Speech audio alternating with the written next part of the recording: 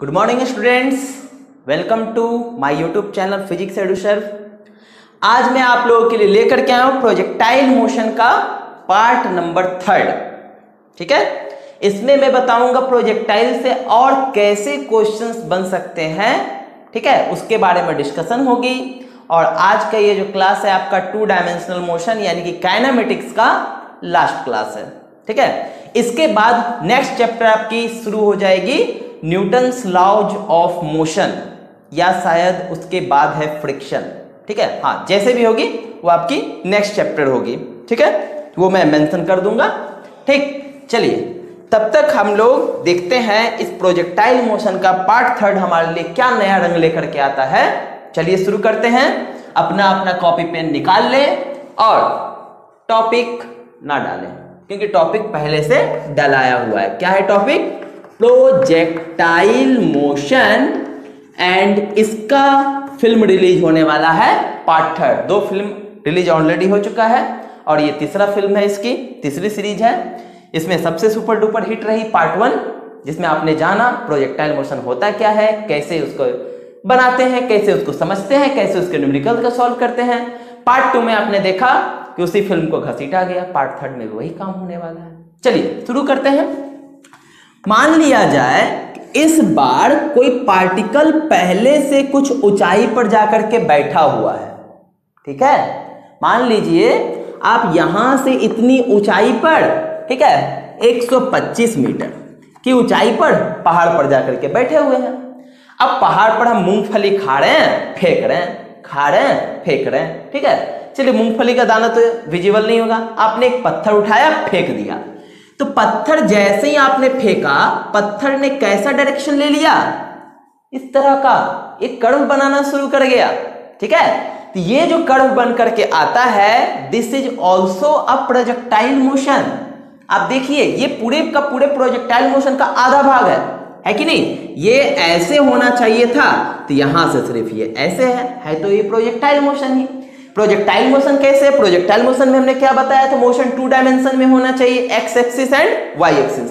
क्या ये particle height भी कवर कर रहा है और रेंज भी कवर नहीं कर रहा है?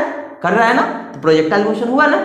ठीक है, तो इस तरह का जो मोशन है ये भी प्रोजेक्टाइल मोशन होने वाला है। और आज हम यही समझेंगे कि कैसे इस तरह के मोशन को सॉल्व किया जाता है। तो हम एक एग्जांपल लेते हैं कि मान लिया जाए कि व्यक्ति 125 मीटर की ऊंचाई पर खड़ा है और यहां से उसने गेंद फेंकी नीचे की तरफ, और गेंद फेंकने के वक्त इसके गेंद की बॉल की वेलोसिटी जो थी वो 10 मीटर पर सेकेंड थी। तो हमें पता करना है कि जब ये नीचे पहुंचा तो उस टाइम इसकी वहां तक पहुंचने में इसको टाइम कितना लगा। दूसरा पूछना है इसकी हॉरिजॉन्टल रेंज, यानी कि यहां से यहां की डिस्टेंस क्या है।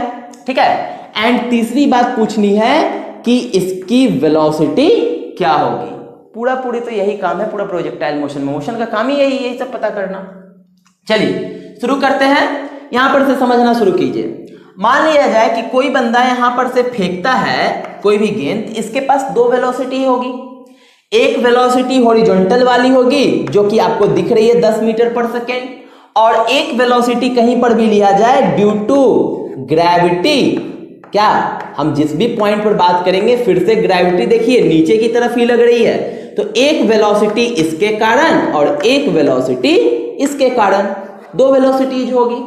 जब हम इनिशियली बात करेंगे तो इनिशियली ये वेलोसिटी कितनी होनी चाहिए? 0, क्योंकि इनिशियली तो रेस्ट पर है, हमने पत्थर लेकर के फेंक रहे हैं। ठीक है, तो हमने उसे हॉरिजॉन्टल स्पीड तो दी बट कोई वर्टिकल स्पीड तो दी नहीं। ठीक है, इसलिए वर्टिकल स्पीड क्या हो जाएगी? इनिशियली में 0 हो जाएगी, बट हॉरिजॉन्टल स्पीड रहेगी। और यही हॉरिजॉन्टल स्पीड यहां तक आते आते भी वही रहेगी, क्योंकि आप सभी को पता है कि हॉरिजॉन्टल स्पीड क्या होती है? फिक्स होती है, कांस्टेंट होती है, ये चेंज नहीं होती, क्योंकि इसको कोई भी सपोज या अपोज करने वाला फोर्स नहीं होता है। जबकि वर्टिकल वेलोसिटी क्या होगी? ये कंटिन्यूअसली इंक्रीज करते रहेगी, और इंक्रीज करते हुए यहां पर आते आते जब वो सरफेस से टकराने वाली होगी उसकी स्पीड हो जाएगी मैक्सिमम। ठीक है, तो ये चीज हमें फाइंड आउट करनी है। ठीक है, चलिए शुरू करते हैं। सबसे पहले हमने देखा कि टाइम कितना है। अच्छा, इसकी हाइट दी हुई है 125 मीटर। ठीक है, चलिए तो हम यहां पर y डायरेक्शन का अगर हम मोशन लेते हैं y डायरेक्शन के लिए, तो velocity at y direction initially 0, acceleration at y direction -g, जिसे हम लिख सकते हैं -10 मीटर पर सेकेंड स्क्वायर। लगा सकते हैं s बराबर ut plus half at square लगा सकते हैं। तो डिस्टेंस हो गई y डायरेक्शन की 125, ठीक है। अगर हम y डायरेक्शन में डिस्टेंस ले रहे हैं सब कुछ y डायरेक्शन में होगा, ठीक है। वेलोसिटी भी y डायरेक्शन कितनी 0, t से गुना किया जाए भागा किया जाए कुछ फर्क नहीं पड़ता है, 0 है। Half into -10 into T square. अच्छा एक चीज आओ, ये जो ऑब्जेक्ट है अब ऊपर नहीं जा रही है, ये नीचे की तरफ आ रही है, निगेटिव डायरेक्शन है। तो यहां पर अगर डिस्प्लेसमेंट देखा जाए तो ये हो जाएगा -125 मीटर, मींस यहां पर माइनस लगेगा, ठीक है। बात को समझ रहे हैं ना, ये नीचे की तरफ गिरती हुई आ रही है, निगेटिव वाई डायरेक्शन, माइनस लगेगा। तो -125 ये कट जाएगा 5 बार में, -5t स्क्वायर, माइनस से माइनस गया, 5 से 25 गया, यानी कि टाइम आ गया 5 second. T square equal to 25, T is equal to +-5 and time doesn't in negative, so T is equal to 5 second. मतलब इस ऑब्जेक्ट को, इस बॉल को यहां से आने में कितनी देर लगेगी 5 सेकेंड, चाहे वो वर्टिकल चाहे वो हॉरिजॉन्टल में जाए, टाइम तो उतना ही है, टाइम थोड़ी दोनों के लिए अलग अलग होगी, गिरेगी तो एक साथ ही। चलिए पहले क्वेश्चन के समझ में आ गया, दूसरे क्वेश्चन की तरफ चलते हैं। हॉरिजॉन्टल रेंज, तो इसके लिए x डायरेक्शन लेकर के चलते हैं। x डायरेक्शन में इसकी वेलोसिटी है 10 मीटर पर सेकेंड, टाइमिंग पता है 5 सेकेंड, एंड एक्सेलरेशन क्या होती है 0, क्योंकि वेलोसिटी क्या होती है कांस्टेंट। लगा दिया जाए s बराबर ut plus half at square. चलिए रेंज के लिए r यूज करते हैं s की जगह, ut 10 हो गया, ये 5 हो गया, ये तो 0 हो जाएगा, एक्सेलरेशन तो है नहीं x डायरेक्शन में। तो हमारे पास ये पता चला कि इसकी रेंज जो होगी वो 50 मीटर की होगी, मतलब यहां से ये 50 मीटर दूर जाकर के गिरेगा। दो बात आ गई आपको समझ में। चलिए फिर से y डायरेक्शन की तरफ चलते हैं तीसरे क्वेश्चन के लिए, फिर से y डायरेक्शन की तरफ। तो y डायरेक्शन का कुछ टर्म्स तो हमें पहले से पता है, हमें चाहिए यहां पर इसकी वेलोसिटी क्या होगी जब ये सरफेस से टकराने वाला होगा। तो v बराबर u प्लस at होता है, v y डायरेक्शन में तो सब कुछ y डायरेक्शन में, तो हमें ये तो चाहिए u एट y, ये हो जाएगा 0, एक्सेलरेशन कितना है -10, टाइमिंग कितना है 5 सेकेंड, यानी कि वेलोसिटी कितनी हो गई -50 मीटर पर सेकेंड। माइनस इसलिए आया क्योंकि यहां पर इसकी वेलोसिटी जा रही है नीचे की तरफ, ठीक है, वही वो माइनस इंडिकेट कर रहा है, वेलोसिटी इसकी कैसी है डाउनवर्ड। तो चलिए ये तो आपको पता चल गया। तो अब हम लिख सकते हैं कि velocity at just surface, surface पर इसकी वेलोसिटी होनी चाहिए। अब इसकी वेलोसिटी के यहां पर दो कंपोनेंट है, एक x वाला दूसरा y वाला। x कंपोनेंट यानी कि 10i एंड y कंपोनेंट 50 नीचे की तरफ यानी कि -50j। अगर मैग्नीट्यूड पूछ लिया गया, स्पीड पूछ लिया गया तो कोई बात नहीं, हम इसका मैग्नीट्यूड निकाल लेंगे, 10 का स्क्वायर 50 का स्क्वायर जितना भी आ जाए √2600 शायद, तो 100 का 10 √26 मीटर पर सेकेंड, ये इसकी स्पीड हो गई। ठीक है, क्लियर है। तो इस तरह का कोई भी प्रॉब्लम आए आप उसको बना सकते हैं, ठीक है, घबराने की कोई बात नहीं है। चलिए नोट कर लिया जाए। चलिए इसी के मैं दूसरे पहलू की तरफ बात करता हूं, दूसरे सिचुएशन की तरफ। अब मान लीजिए उस बंदे का मूड घूम गया, ठीक है, उसने डायरेक्ट नहीं फेंकने की जगह पहले उसने हवा में उछाला तब नीचे की तरफ फेंका, ठीक है।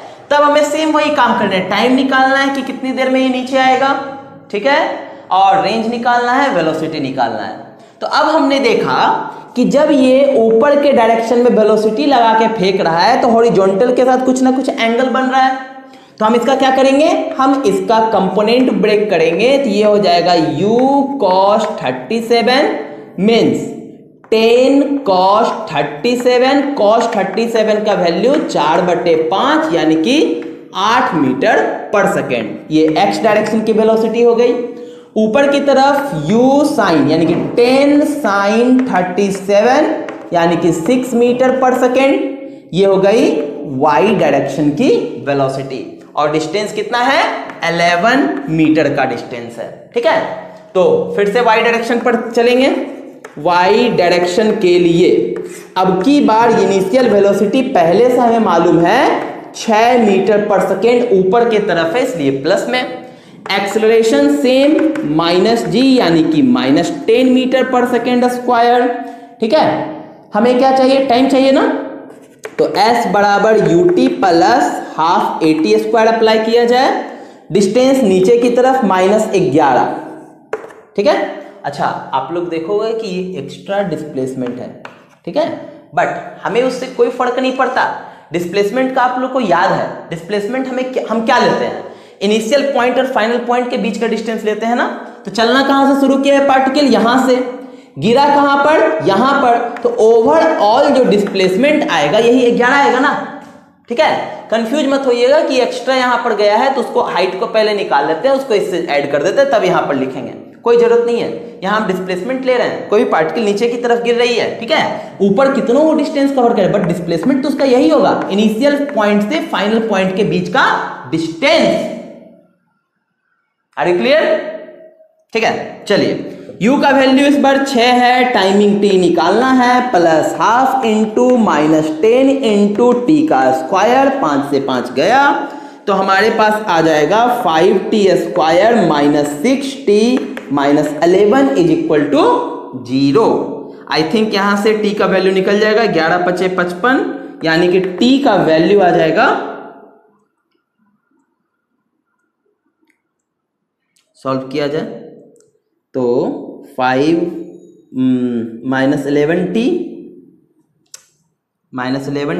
प्लस 5t 11/5 यानी कि 2.2 सेकेंड। इस पार्टिकल को नीचे गिरने में कितने समय लगेंगे?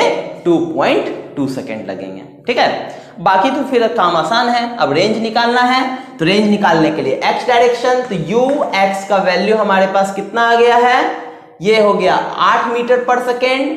ठीक है, उसके बाद एक्सेलरेशन तो इसकी 0 होगी, फिर से हम लगा देंगे s बराबर ut plus half at square. ये हो गया रेंज 8, टाइमिंग कितनी है? 2.2, ये हो जाएगा 0 यानी कि 17.6 मीटर। ये रेंज निकल गई। फाइनल वेलोसिटी निकालनी है, तो फिर से यहां पर एक वेलोसिटी y डायरेक्शन में, एक वेलोसिटी आएगी x डायरेक्शन में। ठीक है, x वाली तो फिक्स है 8 मीटर पर सेकेंड, y वाली चेंज होगी, निकाल लेंगे उसे। ठीक है, पुट कर देंगे और रिजल्टेंट वेलोसिटी कुछ ना कुछ आ जाएगी, तो ये हमारी एक्चुअल स्पीड होगी। ठीक है, अगर मान लिया क्वेश्चन में थीटा निकालने के लिए कह दिया, कोई बात नहीं, पैरेलल शिफ्टिंग कर लेंगे। tan थीटा बराबर क्या हो जाएगा? vy/vx, यहां से एंगल भी पता चल जाएगी। तो बेसिकली प्रोजेक्टाइल मोशन में आपको दिमाग खराब करने के लिए इस तरह के क्वेश्चंस दे सकते हैं। बाकी पीछे भी मैंने बताया है कि किस तरह के क्वेश्चंस आते हैं। ठीक है, मेन आप लोग क्या करिए, कंसेप्ट को पकड़ के रखिए, कंसेप्ट हमारा क्या करता है, कैसे करता है। ठीक है, अब बताइए इसी प्रोजेक्टाइल मोशन में हमने पीछे जितने भी प्रोजेक्टाइल की फॉर्मूले पढ़े, क्या एक भी यूज हुआ? नहीं हुआ। ये मोशन का फॉर्मूला यूज हुआ अलग अलग डायमेंशन में। ठीक है, तो वही बात मैंने बताया था कि फॉर्मूलेज को रटने का काम ज्यादा जरूरी नहीं है, जरूरी है कंसेप्ट को समझना कि हम प्रॉब्लम को कर कैसे रहे हैं। ठीक है, ताकि अगर फॉर्मूला याद ना भी रहे तो हमें दिक्कत ना हो। ठीक है, I hope you will understand this both situations, please note down. तो आप सभी को समझ में आ गया होगा कि किस तरह से हमें प्रोजेक्टाइल मोशन के क्वेश्चंस को करना है। आप लोग पढ़ाई करते रहें, अगले चैप्टर लेकर के बहुत ही जल्द आने वाला हूं, और आप लोग सच में पढ़ाई करते रहें। जैसा कि मैं देख पा रहा हूं कि बहुत कम लोग सीरियस होते हैं पढ़ाई को लेकर के। ठीक है, तो पढ़ाई जरूरी है, आप लोग पढ़ाई करें। ठीक है, और एक क्वेश्चन हमारे पास आया है 1 डायमेंशन से रिलेटेड, तो आज तो नहीं मैं कवर कर पा रहा हूं क्योंकि टाइम की डिफिशिएंसी है, बट अगले क्लास में उस क्वेश्चन को डिस्कस करूंगा। काफी अच्छा क्वेश्चन है, सभी लोग उसे जरूर देखेंगे। ठीक है, तब तक के लिए